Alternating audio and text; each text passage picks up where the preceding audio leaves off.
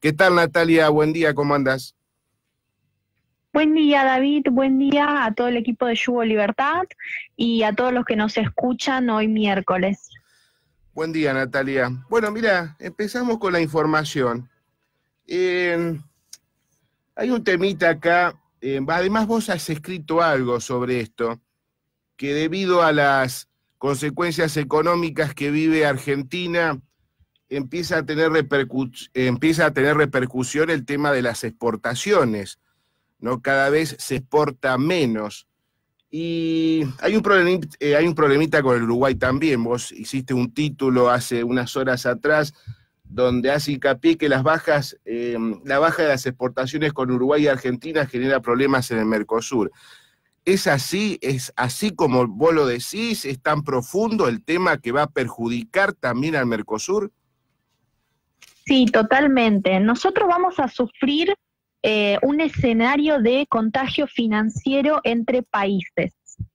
A ver, en un escenario, digamos, en el económico, en el que pequeños, bueno, shocks van a afectar o afectan a un determinado país, terminan afectando al resto de los países que se encuentran muy conectados con este. A ver, esto puede ocurrir por dos causas principales. Primero, el tamaño de los países, es decir, si son países muy pequeños, es muy probable que no puedan hacer frente a las políticas de shocks que tengan otros países que se encuentran dependientes a este. Y por el otro lado, el grado de integración económica y financiera que tengan estos países entre sí. Y el Mercosur, debido a su configuración, cada uno de los países se encuentra muy interconectado entre ellos. ¿Por qué? ¿Qué tenemos? Con Mercosur tenemos una región donde tenemos aranceles nulos para las exportaciones y las importaciones de bienes y de servicios entre estos países. Entonces, obviamente, durante muchos años me fue más ventajoso, por ejemplo, comprarle a Uruguay, o Uruguay que me compre a mí, o Brasil que le compre a Paraguay, o Paraguay que le compre a Brasil. Entonces, tenemos una relación comercial muy importante entre nosotros. Ahora bien, si Argentina, por ejemplo, tiene una crisis en su propio país, ¿qué es lo que empieza? ¿Cuál es la primera síntoma de Argentina que empieza en crisis? La renta de Argentina, o sea, el ingreso comienza a bajar. Como comienza a bajar nuestro ingreso, nosotros no le vamos a poder comprar tanto como antes al resto del mundo, entre ellos los que tienen una fuerte conexión comercial con nosotros. Es lo que está sucediendo en estos momentos con, por ejemplo, Uruguay, que nosotros le comprábamos mucho a Uruguay, pero bajó nuestro ingreso. Nosotros no podemos decir, mira, la verdad yo ya no te puedo comprar más, le compramos menos. ¿Y qué es lo que le pasa al otro país? Le entran menos divisas. Como le entran menos divisas, puede llegar que de mantenerse esta situación una crisis de la balanza de pago de ellos. Entonces ellos, un país totalmente sano o parcialmente sano, empieza a tener crisis debido a que nosotros entramos en crisis. Otra de las causas, otro de los síntomas que puede estar haciendo un efecto contagio también es la devaluación. A ver, nosotros tenemos un proceso devaluatorio que ya viene desde el año pasado. Es decir, nosotros nos volvemos más competitivos para el resto del mundo. Los países centrales del primer mundo les conviene comprarnos a nosotros, porque nosotros realmente con estas devaluaciones somos baratos, aunque a nosotros nos cueste comprar en el exterior, al exterior no le cuesta tanto. Entonces, nosotros nos volvemos competitivos, pero el resto de los países de la región, ¿qué les pasa? No, no están competitivos, están perdiendo frente a nosotros. Entonces, ¿qué es lo que tendrían que hacer? Bueno, empezar a devaluar. Entonces, ¿se puede disparar un proceso devaluatorio en toda la región latinoamericana iniciada en nuestro país? Y no es la primera vez en la historia de Latinoamérica que sucede esto. Tuvimos muchas historias parecidas en los que un país, los problemas de un país pueden disparar problemas en el otro. Y por el otro lado, también puede generar una salida de capitales de estos países. A ver, por ejemplo, la Argentina mañana dice que entra en default, es decir, no podemos más pagar la deuda externa. ¿qué es lo que van a hacer los inversores? Más allá de que estos países estén bien fiscalmente, como por ejemplo Brasil, que se esté bien encaminado, los inversores van a decir, uy, mira, estos países que son tan similares entre ellos, como Latinoamérica, la verdad son muy riesgosos. Mirá lo que le pasó a la Argentina. Entonces, bueno, yo la verdad es que prefiero sacar mi capital ante este escenario de crisis, lo que yo invertí en este país lo voy a sacar afuera, digamos. Entonces ahí es cuando se genera una salida de capitales de estos países entre sí vecinos hacia el exterior. Y estos pueden tener, primero van a tener un problema en la balanza de pagos y después un problema con los capitales, es decir, porque van a perder financiamiento. Y ojo, porque uno de los países que más riesgo está es Brasil, porque Brasil necesita de mucho financiamiento. En estos momentos, con todas estas reformas que están haciendo, necesitan de financiamiento. Y ya no está como hacían antes en otros países el Fondo Monetario Internacional, que para que no se reproduzca un efecto contagio, bueno, sale a salvar por partes a cada uno de estos países. Ojo, porque ya no tenemos esa figura de esta entidad financiera que les pueda salir a ayudar, porque si la Argentina entra en problemas, el Fondo Monetario Internacional también entra en problemas porque tenemos el 63% de la cartera. No les va a ser tan fácil poder prestarles al resto de los países como hacían en años anteriores. En realidad, el Fondo Monetario Internacional, en su primer momento, estaba para poder ayudar a los países que más lo necesitaban en situaciones extremas. Entonces, si nosotros teníamos una especie de efecto contagio, bueno, rápidamente él salía a intervenir para que la situación nos desbarrabaje un poquito más. Bueno, yo creo que con esta configuración nueva de la entidad y con todo lo que tuvo que pasar, la historia que tuvo que pasar en los últimos tiempos y con los cambios de autoridad, me parece que va a ser un poco más complicado que sea una figura predominante en esta nueva situación. Entonces, en estos momentos, el único país que quizás se salvaría, dada que no tiene muchos vínculos comerciales con el resto de Latinoamérica o vínculos tan importantes, en el cual basar toda su economía, es Chile. Chile, que inclusive tiene las cuentas fiscales en orden, tiene durante muchos años instituciones que les pueden hacer frente a una política de shock, tiene más interconexiones comerciales con, por ejemplo, los países norteamericanos, de Europa. La Argentina no tanto, entonces no se va a ver tan afectada. Brasil sí. Nosotros, cuando Brasil tuvo un problema, que Brasil no tuvo para que se den una idea, Brasil tuvo un problema, digamos, una crisis, una recesión durante mucho tiempo, pero no tuvo muchos procesos devaluatorios, tuvo una moneda bastante fuerte. Entonces, eso no se vio tan impactado en el resto de los países latinoamericanos. En cambio, la Argentina, al que se agrega a la crisis económica que nosotros tenemos, son los procesos devaluatorios. Y eso llegaría a disparar un proceso devaluatorio en el resto de la región, y ojo con eso, porque podría también dispararse las crisis económicas en otros países. También hay que agregar que mucho de... Aunque resolver...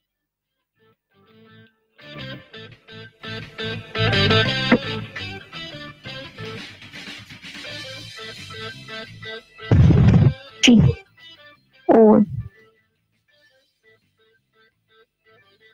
Sí. Bueno, entonces, en el corto y mediano plazo vamos a tener, creo que, una crisis bastante importante en el resto de los países latinoamericanos, fruto de lo que está pasando en nuestro país. Bien, te habrás enterado que hay provincias que no están recibiendo ya apoyo de la nación, están pidiendo dinero y Macri no se los quiere dar por este tema del IVA y otras circunstancias más. El tema es que empiezan aparentemente a aparecer las cuasimonedas en 4 provincias, si no me equivoco, San Luis, en Tucumán, en Chubut y la otra no recuerdo cuál es. Decime, tema de cuasimonedas, ¿perjudica más a la economía argentina? ¿Qué consecuencias trae a futuro? ¿Qué repercusión después va a traer al Banco Central con el tema de la cuasimoneda? Porque después eso se va a tener que pagar a futuro, ¿o me equivoco? Totalmente. Tienen un impacto negativo y ya tuvimos una experiencia años anteriores en crisis económicas en el que no ha funcionado satisfactoriamente. Primero, en la percepción de la gente se los asocia a una crisis económica, es decir, impacta negativamente sobre las expectativas de la economía, que nosotros tenemos en este momento mucha vulnerabilidad en ese aspecto en nuestro país, es decir, nosotros tenemos que trabajar las expectativas y vos les estás dando una señal a la gente de que estamos en crisis. Bueno, es como decir, no sé, en un aeropuerto, bueno, hay una bomba. Claramente vamos a tener un impacto negativo en ese sentido. La economía, obviamente, ninguna economía del mundo puede funcionar con más de dos tipos de moneda, es decir, un dólar, un peso y encima una cuasimoneda. Primero, al tener la circulación tan reducida, va a generar problemas a los que tengan estas cuasimonedas. Porque si vos querés utilizar esa cuasimoneda para pagar algo en otra provincia, no la vas a poder utilizar. Entonces, queda muy acotado y reducido la utilidad de esa cuasimoneda dependiendo de la región de donde la utilices. Y más en una Argentina, ya no es la Argentina quizás del 2001, somos una Argentina totalmente más integrada entre nosotros, entre las regiones, en el que la producción de una determinada empresa que se genera y el transporte hacia otra región se encuentra muy conectada, es decir, puede ser una provincia, produzcamos algo, después le generemos un valor agregado en otra y finalmente la vendamos a una tercera masivamente. Entonces, esa interconexión es lo que va a impedir, digamos, o lo que le va a generar restricciones a este tipo de moneda. Luego, obviamente, sí, puede ser que algunas personas vean incrementado su consumo en el corto mediano plazo por la utilización. Aumenta el ritmo de circulación, obviamente vía esto se va a incrementar el consumo. Bien, pero también va a generarse problema en el pago de los impuestos, es decir, vos con las cuasimonedas no vas a poder pagar impuestos. ¿Por qué? Primero porque vos pagás impuestos, es decir, lo que vos todos los meses tenés que rendirle cuentas a las obligaciones al Estado, son con las monedas que ellos mismos emiten, es decir, los pesos. Y los pesos no son los únicos que los puedes hacer, no las cuasimonedas. Bien, por el otro lado, ¿qué son las cuasimonedas? Son promesas de pesos a futuros. Entonces, ojo que te va a impactar en el tipo de cambio. ¿Por qué? Porque si vos decís, bueno, mira, yo te doy esto y yo sé que en el futuro te voy a dar pesos con esto, ¿qué es lo que va a generar? Y va a generar que vos pienses que en el futuro se va a emitir más. Entonces, ¿qué es lo que va a pasar con la demanda de pesos? Va a empezar a bajar. Y nosotros tenemos ya un problema parecido no al 2001, como que teníamos este tipo de cuasimonedas, sino parecido al 89. El 89 fue una caída de la demanda de dinero. Entonces, cualquier señal que nosotros le demos a favor de una caída de la demanda de dinero, y bueno, se puede probablemente disparar el tipo de cambio, corroer el valor de tu propia moneda aún más. Se supo que durante las últimas cuasimonedas utilizadas, el tipo de cambio hubiese sido menor si no se hubiesen emitido estas cuasimonedas. Pero como se las emitieron, el tipo de cambio fue mayor. Y como nosotros tenemos un traslado hacia precios casi inmediato, y puede ser que a mayor emisión de cuasimonedas que tengan en cada una de las provincias, y con el tiempo te genere una disparada del tipo de cambio a raíz de que el valor de tu propia moneda está cayendo y vos no estás haciendo nada para poder defenderla claramente. Ojo también con el exceso de emisión que puede haber con las cuasimonedas, porque un exceso de emisión de cuasimonedas, ¿qué es lo que va a hacer? Va a hacer que el valor de estas monedas comiencen a bajar. Entonces vamos a tener un montón de estas cuasimonedas que en el día de mañana no puede valer nada, y también te va a generar problemas. Van a generar problemas con las empresas. ¿Por qué? Porque las empresas van a tener nuevamente dificultades para pagar impuestos con estas cuasimonedas, y después también para integrarlas a su propio sistema financiero. Es decir, solamente las puedes usar porque es para eso, para usarlas para pagar por ahí sueldos o para utilizarlas consumo inmediato, pero no vas a poder ni para invertir ni para nada, o sea, ni para lo que realmente la empresa necesita en el corto plazo y en el inmediato plazo, la verdad no la va a poder utilizar. Entonces va a tener problemas en ese sentido de solvencia. Puede ser que le genere que una empresa quiebre a raíz de eso. O sea, ojo con eso, ojo de no usar con esta herramienta que sí puede funcionar para incrementar o para manejarse mejor el consumo en unas semanas, pero no más de un mes. O sea, te va a generar más problemas y te va a presionar más sobre el tipo de cambio que si uno las hubieses utilizado. Quizás es mucho más rentable ver la forma de, no sé, conseguir financiamiento, porque las empresas, ahora las provincias, el problema que tienen es con el financiamiento, con el control de cambios, ver de qué forma poder salir, o sea, resolver este problema sin recurrir a esta herramienta que realmente no es satisfactoria, no es la más indicada. Bien, estamos observando distintos precios de dólar. Estamos hablando del dólar oficial, Banco Nación, dólar Banco Provincia, dólar Blue, y hay un dólar contado liqui.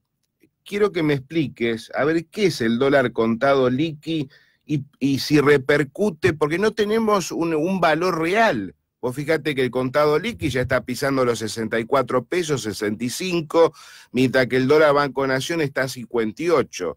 ¿Qué es el dólar contado liqui y a dónde nos lleva?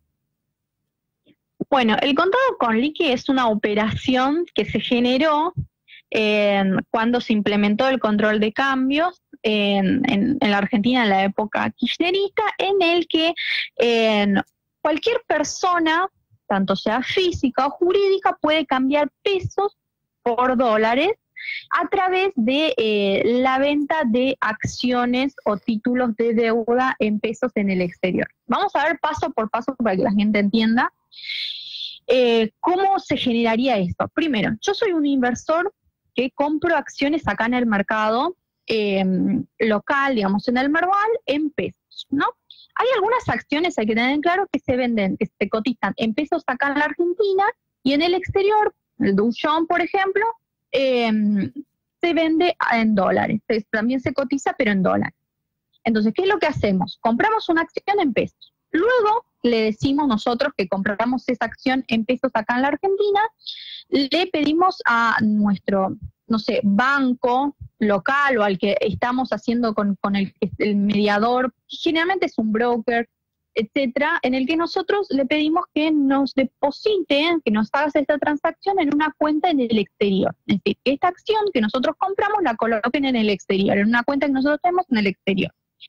Ok, ni bien nosotros hacemos esto, ¿qué es lo que podemos hacer? Bueno, vender este título en el exterior con dólares. Es decir, le decimos, bueno, vamos al mercado extranjero y le decimos, bueno, vendemos esta acción, pero necesito que me la vendas en dólares, porque en realidad se cotiza en dólares. Entonces, ¿qué es lo que hace? Bueno, le vendes esa acción y a cambio que obtenés, bueno, un depósito en dólares. ¿Cuál es la restricción que tiene este tipo de operaciones? Que vos para poder cobrar ese depósito en dólares vas a tener que ir personalmente a cobrarlo en ventanilla.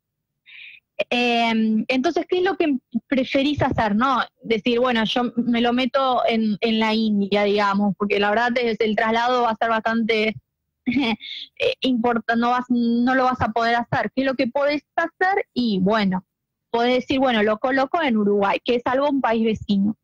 Entonces, por eso Uruguay va a tener un mayor participación en ese sentido. Países limítrofes, Uruguay, Brasil, Paraguay, etcétera.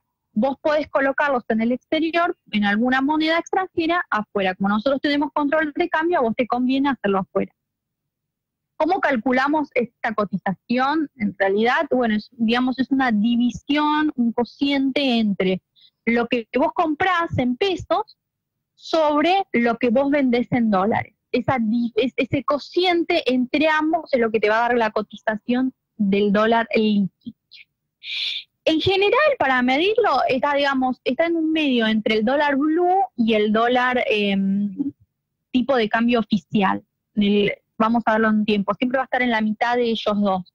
¿Siempre es legal? Sí, es legal hacerlo. Muchas veces lo intentaron, restringir, porque al final del día es como una fuga, todo es fuga de capital porque nosotros nos estamos resguardando ante la pérdida del valor de peso generada por la excesiva emisión durante mucho tiempo del Estado, pero lo cierto es que sí es una salida de capitales al exterior, porque en realidad vos estás comprando un título acá en la Argentina en pesos y lo estás vendiendo en el exterior para comprar dólares, es decir, estás cambiando pesos por dólares. Generalmente dadas, más allá de que pueden hacerlo esta operatoria tanto personas físicas como personas jurídicas, en general lo hacen grandes personas jurídicas, es decir, grandes empresas que necesitan quizás girar dividendos al exterior. Las multinacionales es una de las que más utilizan este tipo de operaciones. Bueno, depende mucho del monto de lo que nosotros quizás nos convenga más que irnos a Uruguay a cobrarlos, digamos, trabajar con el dólar blue, por eso siempre hablo que son más de montos de transacciones más mayoristas, y más ahora que se implementó el control de cambio, porque en realidad es una reacción al control de cambio, es decir, no se puede operar más de $10.000. Aquellas empresas que operan más de ello, que son bastantes en la Argentina, bueno, recurren a este tipo de operaciones. Bien, ¿sabías que en el Uruguay cada argentino que va al comprar dólares por cada peso, o sea, bien digo, por cada dólar que compra el argentino, lo tiene que pagar 100 pesos? El tema de que al no haber un valor estable, porque te vuelvo a repetir, el dólar contado líquido tiene un valor determinado, Banco Nación otro, y acá ahora se descubre que en el Uruguay hay que pagar 100 pesos por cada dólar. La última pregunta, ¿cuál es el valor real para vos del dólar en estos momentos? Entonces todo ficticio, seguimos con los valores ficticios de Sandrellis. No, yo creo que yo no creo en el tipo de cambio, digamos, de equilibrio. Yo digo que es un juego de la oferta y la demanda. Si vos lo dejás libre, y bueno, en algún momento va a converger a un determinado equilibrio. Estamos más cerca de un tipo de cambio si no hubiese este control de cambios, el Banco Central que vendiera este tipo de reservas, que el Banco Central mete siempre la pata, decir, bueno, intervengo un día y después quizás te dice, mira, la verdad, mañana no intervengo. O sea, estas dicotomías entre el Banco Central, las decisiones del Banco Central, lo que te generan las mayores incertidumbres, y yo creo que podríamos estar cerca de $1 a 100. Lo cierto es que en nuestro país, por ejemplo, Uruguay, tenemos un 100, porque el mercado, la verdad, de Uruguay, la demanda de pesos en Uruguay es muy chiquitita. Entonces, ¿quién quiere pesos argentinos? O sea, nosotros vamos a Uruguay y cambiamos los pesos argentinos que tenemos por dólares. Pero ¿quién quiere comprarnos nuestros pesos argentinos? O sea, nadie, porque los uruguayos para lo único que van a querer en pesos argentinos son de índole turística, es decir, si quieren venir a nuestro país, y no sé si ni les conviene, quizás les conviene seguir manteniendo en dólares. Entonces, es muy chiquita, muchos bancos no se animan a tener pesos argentinos y saben que la verdad nuestra moneda está súper, hiper devaluada. Es decir, lo mismo sucedería si, por ejemplo, venezolanos vinieran acá a la Argentina a vendernos sus bolívares fuertes, por ejemplo. Y nosotros, ¿qué argentino lo agarraría? La verdad no es un negocio rentable, ni siquiera para los bancos es rentable. Entonces, que tenga un valor más alto que nuestro propio país, y es bastante...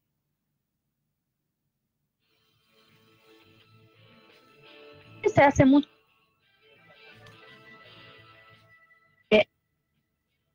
Hay muchos, digamos, transacciones en frontera donde son más baratos que en el propio país o en la ciudad que se transan, es decir, el mano a mano. Entonces, quizás es más comprensible de que tenga un valor tan alto, más allá de que yo creo que sí converjamos a ese equilibrio, a los 100, digamos, no equilibrio, pero sí a ese punto. Para fin de año creo que vamos a estar, o para el próximo año vamos a estar cercanos, inclusive el dólar a futuro ya prevé para febrero del año pasado $1 a 120.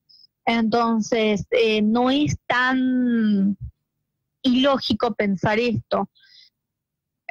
No creo en un tipo de cambio de equilibrio, pero sí creo que podríamos llegar a una tendencia a esto.